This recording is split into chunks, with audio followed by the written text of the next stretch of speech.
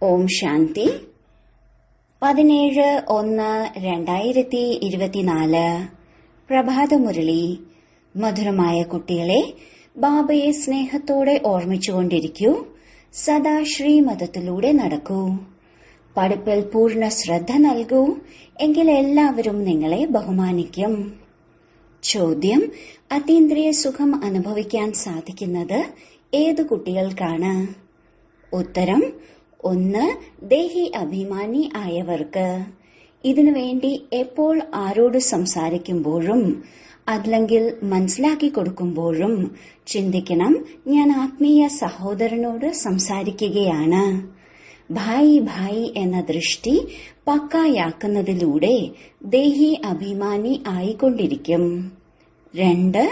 ഞങ്ങൾ ഭഗവാന്റെ വിദ്യാർത്ഥികളാണെന്ന് ആർക്കാണോ ലഹരിയുള്ളത് അവർക്ക് തന്നെയാണ് അതീന്ദ്രിയ സുഖത്തിന്റെ അനുഭവം ഉണ്ടാകുക. ഗീതം: എന്റെ മനസ്സിന്റെ വാതിൽക്കൽ വന്നതാരാണ്? ഓം ശാന്തി. അച്ഛൻ കുട്ടികൾക്ക് മനസ്സിലാക്കി തരികയാണ്. ബാക്കി ഒരു പ്രസ്ഥാനത്തിലും അച്ഛൻ കുട്ടികൾക്ക് മനസ്സിലാക്കി തരികയാണ് എന്ന് പറയില്ല. കുട്ടികൾക്കറിയാം, എല്ലാ കുട്ടികളുടെയും അച്ഛൻ ഒരാളാണ്. എല്ലാവരും സഹോദരങ്ങളാണ്. അച്ഛനിൽ നിന്ന് കുട്ടികൾക്ക് തീർച്ചയായും സമ്പത്ത് ലഭിക്കുന്നു. ചക്രത്തിലൂടെയും നിങ്ങൾക്ക് നല്ല രീതിയിൽ മനസ്സിലാക്കി കൊടുക്കാൻ സാധിക്കും. ഇതാണ് സംഗമയുഗം. ഈ സമയത്താണ് മുക്തിയും ജീവൻ മുക്തിയും ലഭിക്കുന്നത് എന്ന്. നിങ്ങൾ കുട്ടികൾ ജീവൻ മുക്തിയിലേക്ക് പോകും. അപ്പോൾ ബാക്കി എല്ലാവരും മുക്തിയിലേക്ക് പോകും. സദ്ഗതി ദാതാവ്, മുക്തിദായകൻ, വഴികാട്ടി എന്നെല്ലാം ബാബയാണ് പറയുന്നത്. രാവണ രാജ്യത്തിൽ എത്രയധികം മനുഷ്യരാണ്! രാമരാജ്യത്തിൽ ഒരേ ഒരു ആദി സനാതന ദേവി ദേവതാ ധർമ്മം മാത്രമാണ് ഉണ്ടായിരുന്നത്. അവരെ ആര്യർ എന്നും അനാര്യർ എന്നും വിളിക്കുന്നു.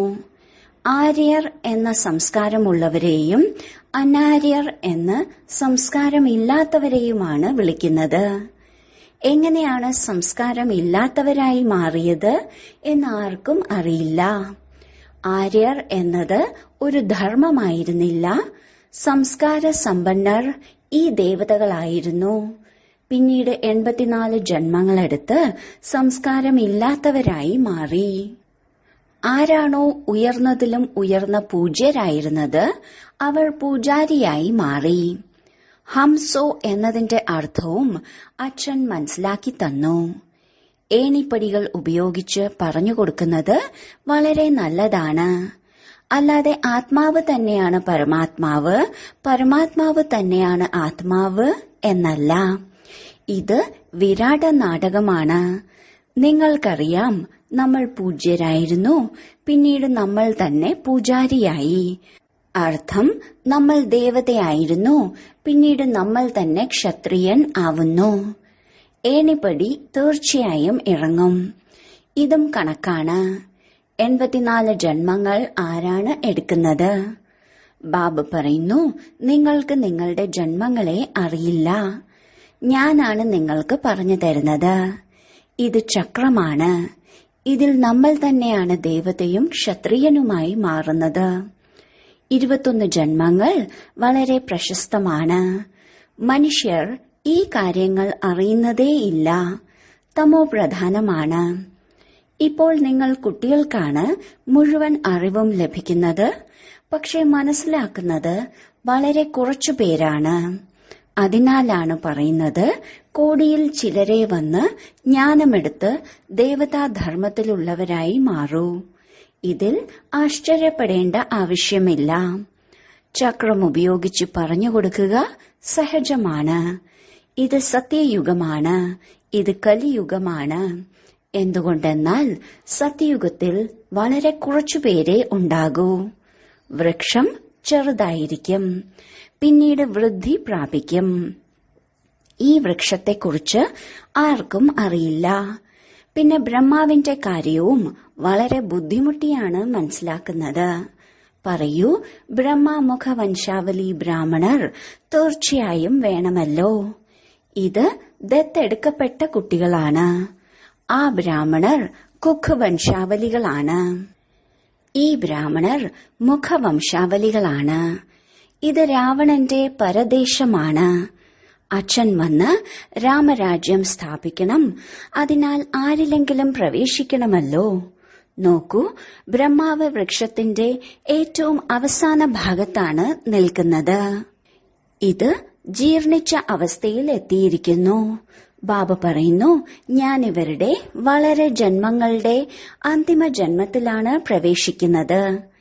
ഇത് 84ാമത്തെ അന്തിമ ജന്മമാണ്. തപസ് ചെയ്യുകയാണ്. നമുക്കിവരെ ഭഗവാൻ എന്ന് പറയാൻ സാധിക്കില്ല. ലോകർ ഭഗവാനെ സർവവ്യാപി എന്ന് പറഞ്ഞ് കല്ലിലും തൂണിലും തുരുമ്പിലും ആരോപിച്ചു. അതിനാൽ സ്വയം തീർത്തും കല്ലായി തീർന്നു. ദേവതകളുടെ കാര്യം തന്നെ വേറെയാണ്. ഇപ്പോൾ നിങ്ങൾ പഠിച്ച് ഈ പദവി നേടുകയാണ്. എത്ര ഉയർന്ന പഠിപ്പാണ്! ഈ ദേവതകളെ ഭഗവാൻ ഭഗവതി എന്ന് വിളിക്കുന്നു. എന്തുകൊണ്ടെന്നാൽ പവിത്രമാണ്. മാത്രമല്ല, സ്വയം ഭഗവാനിലൂടെയാണ് ഈ ധർമ്മം സ്ഥാപിക്കപ്പെട്ടത്. അതിനാൽ തീർച്ചയായും ഭഗവാനും ഭഗവതിയും ഉണ്ടാകണം. പക്ഷെ അവരെ പറയുന്നത് മഹാരാജാവ് മഹാറാണി എന്നാണ്.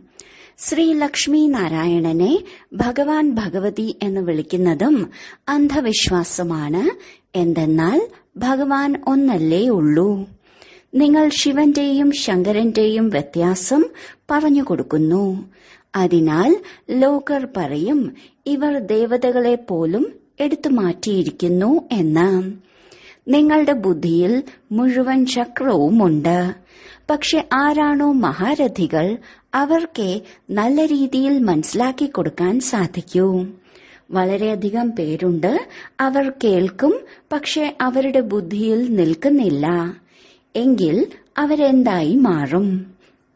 കുറഞ്ഞ പദവിയുള്ള ദാസദാസിയായി മാറും.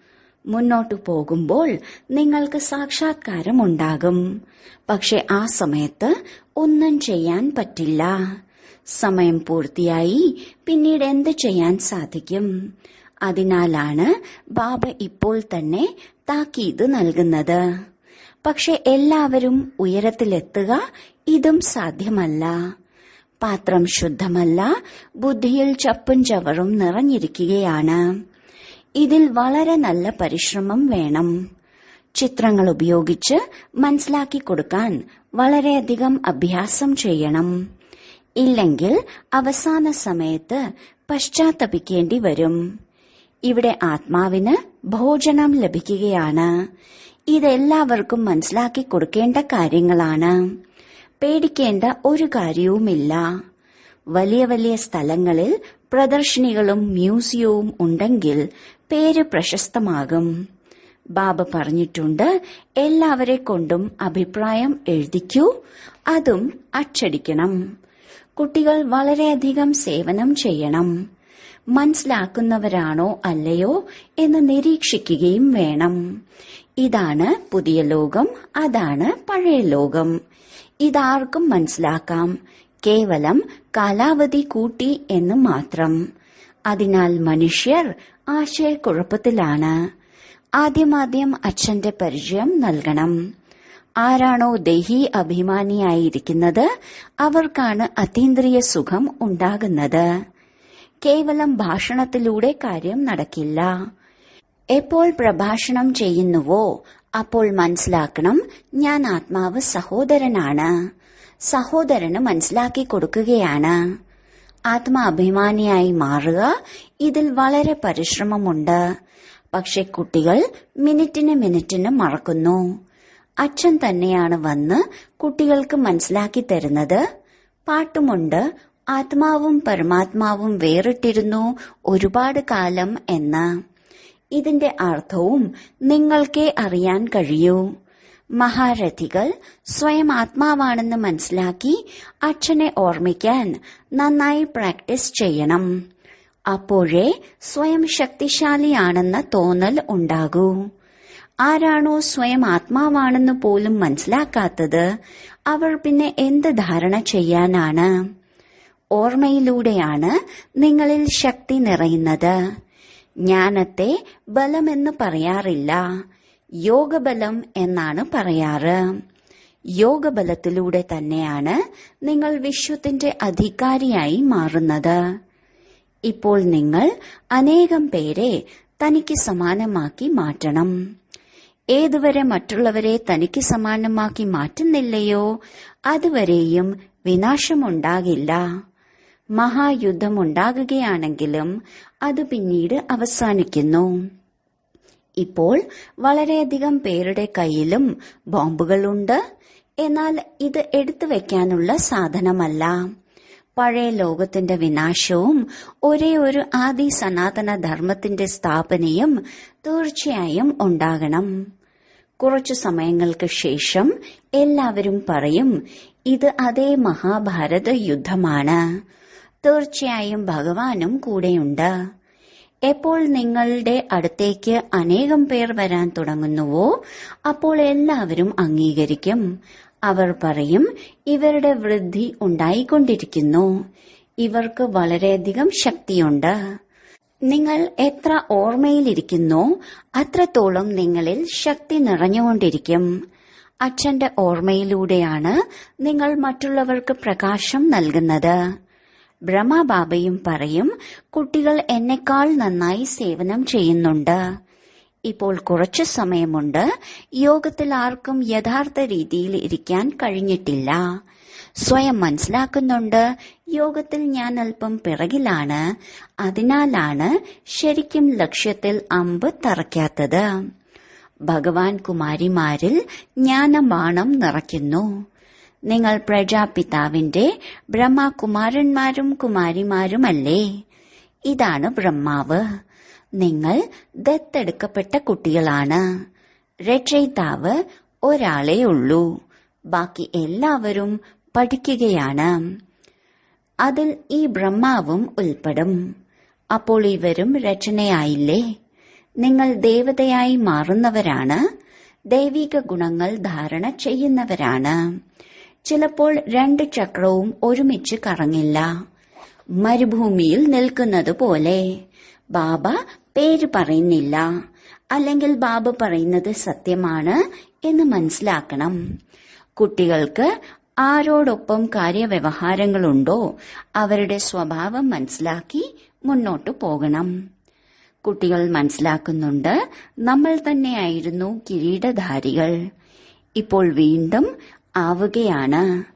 ആദ്യം നിങ്ങൾ ആർക്കെങ്കിലും മനസ്സിലാക്കി കൊടുക്കുമ്പോൾ അവർ അംഗീകരിക്കില്ലായിരുന്നു. പിന്നീട് പതുക്കെ പതുക്കെ മനസ്സിലാക്കുന്നു. ഇതിന് നല്ല ബുദ്ധി വേണം. ആത്മാവിലാണ് ബുദ്ധി. ആത്മാവ് സത്ത് ചിത്ത് ആനന്ദ സ്വരൂപമാണ്.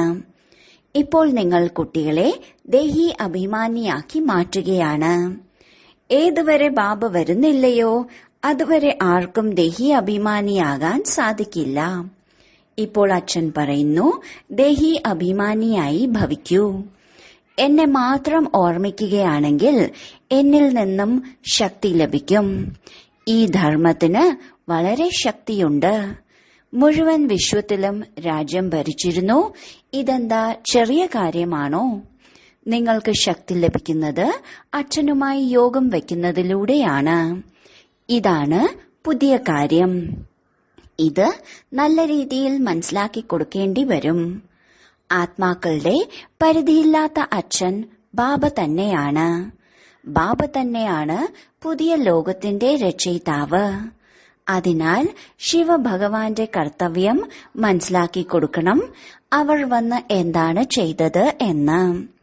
കൃഷ്ണ ജയന്തി ശിവജയന്തി രണ്ടും ആഘോഷിക്കുന്നുണ്ട്.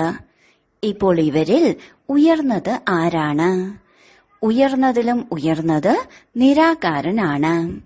ശിവജയന്തി ആഘോഷിക്കാൻ അവർ എന്താണ് ചെയ്തത്? ശ്രീകൃഷ്ണൻ എന്താണ് ചെയ്തത്? പരമപിത പരമാത്മാവ് സാധാരണ വൃദ്ധ ശരീരത്തിൽ വന്ന് സ്ഥാപന ചെയ്തു എന്ന് എഴുതിയിട്ടുണ്ട്. അനേക പ്രകാരത്തിലുള്ള അഭിപ്രായമുണ്ട്. ശ്രീമതം ഒരാളുടേത് മാത്രമാണ്. അതിലൂടെ നിങ്ങൾ ശ്രേഷ്ഠരായി മാറുന്നു. മനുഷ്യരുടെ മതത്തിലൂടെ എങ്ങനെ ശ്രേഷ്ഠമാകും? ഈ ഈശ്വരീയ മതം നിങ്ങൾക്ക് കൽപ്പത്തിൽ ഒരു തവണ സംഗമത്തിൽ മാത്രമാണ് ലഭിക്കുന്നത്. ദേവതകൾ മതമൊന്നും നൽകുന്നില്ല. മനുഷ്യനിൽ നിന്ന് ദേവതയായി മാറിക്കഴിഞ്ഞു, അത്രയേയുള്ളൂ. സത്യയുഗത്തിൽ ഗുരുവിന്റെ അടുത്തേക്കും പോകില്ല. ഇവിടെ മനുഷ്യർ ഗുരുവിൽ നിന്നും മതം സ്വീകരിക്കുന്നു. അതിനാൽ യുക്തിയോടുകൂടി പറഞ്ഞു കൊടുക്കണം, നമ്മൾ രാജയോഗികളാണ്. ഹഠയോഗികൾക്ക് ഒരിക്കലും രാജയോഗം പഠിപ്പിക്കാൻ സാധിക്കില്ല. അവർ നിവൃത്തി മാർഗത്തിലുള്ളവരാണ്. തീർത്ഥാടനത്തിന് പോകേണ്ടത് പ്രവൃത്തി മാർഗത്തിലുള്ളവർ തന്നെയാണ്. നിങ്ങൾ കുട്ടികൾ ഒരു കാര്യത്തിലും സംശയിക്കരുത്. ഈ ഡ്രാമ ഉണ്ടായതും ഉണ്ടാക്കപ്പെട്ടതുമാണ്. ഇത് ആവർത്തിച്ചുകൊണ്ടേയിരിക്കും. നിങ്ങളുടെ സേവനവും കഴിഞ്ഞ കൽപ്പത്തിലേതുപോലെയാണ്. ഡ്രാമ തന്നെയാണ് നിങ്ങളെ കൊണ്ട് പുരുഷാർത്ഥം ചെയ്യിപ്പിക്കുന്നത്. നിങ്ങൾ അത് ചെയ്യുന്നതും കൽപ്പം മുമ്പത്തേതുപോലെയാണ്. പുരുഷാർത്ഥം ചെയ്യുന്നവരെ നിങ്ങൾക്ക് അവരുടെ പെരുമാറ്റത്തിലൂടെ തിരിച്ചറിയാൻ സാധിക്കും. അതിനാലാണ് പ്രദർശിനികളിൽ എങ്ങനെയുള്ള ഗ്രൂപ്പാണെന്ന് നോക്കി വഴികാട്ടികളെ പറഞ്ഞയക്കുന്നത്, നന്നായി മനസ്സിലാക്കി കൊടുക്കാൻ വേണ്ടി. പഠിപ്പിക്കുന്ന അച്ഛന് നല്ല രീതിയിൽ അറിയാമല്ലോ. ബാബ നമ്മെ എത്ര വിശാലമായ പരിധിയില്ലാത്ത ബുദ്ധിയുള്ളവരാക്കി മാറ്റുന്നു. നമ്മൾ ആരുടെ കുട്ടികളാണ്? ഇതിൽ നിങ്ങൾക്ക് ലഹരിയുണ്ടായിരിക്കണം. ഭഗവാൻ നമ്മെ പഠിപ്പിക്കുകയാണ്. ചിലർക്ക് പഠിക്കാൻ പറ്റുന്നില്ലെങ്കിൽ ഓടിപ്പോകുന്നു. ഭഗവാനും മനസ്സിലാക്കും, ഇത് നമ്മുടെ കുട്ടിയല്ല. നിങ്ങൾ കാണുന്നുണ്ട്, ഭഗവാന്റെ കുട്ടികൾ പഠിക്കുന്നുണ്ടായിരുന്നു, പിന്നീട് ഓടിപ്പോകുന്നു.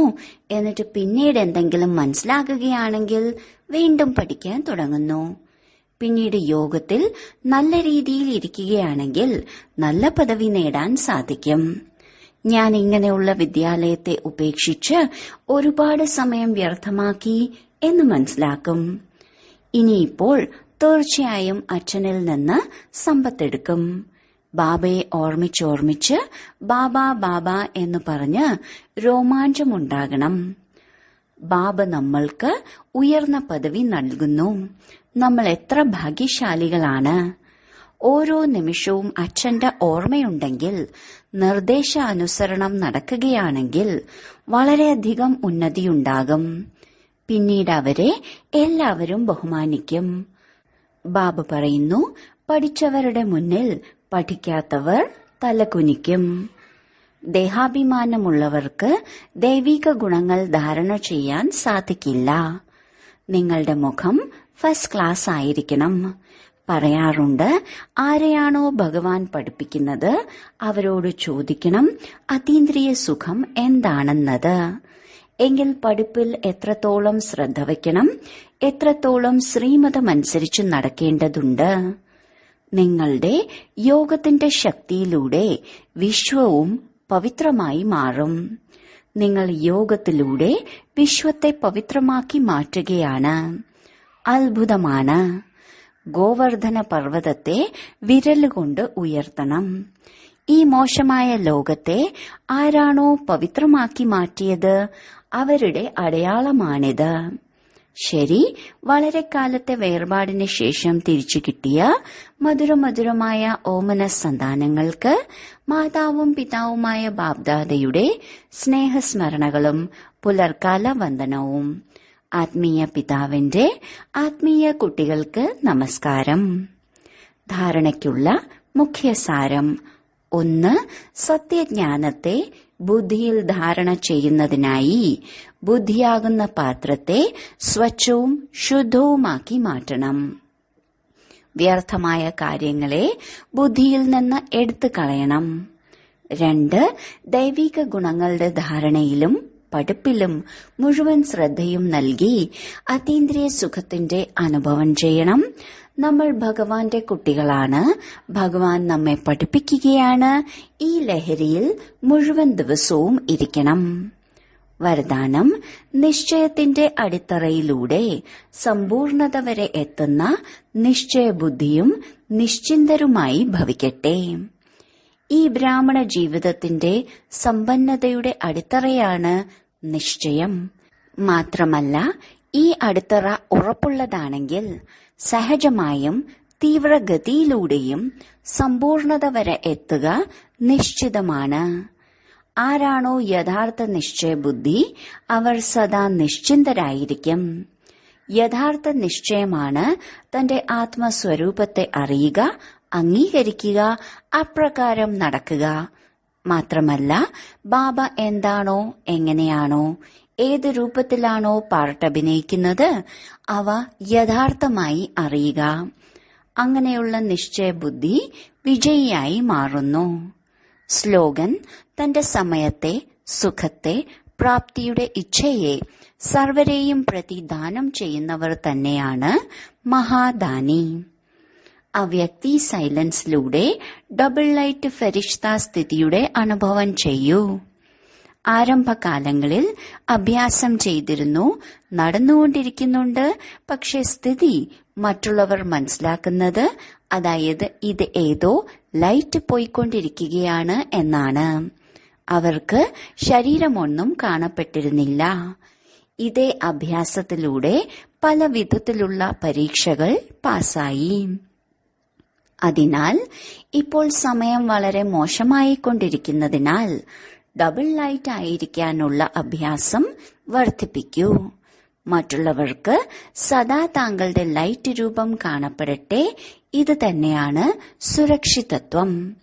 ഉള്ളിൽ വന്ന് ലൈറ്റിന്റെ കോട്ട കാണട്ടെ. ഓം ശാന്തി.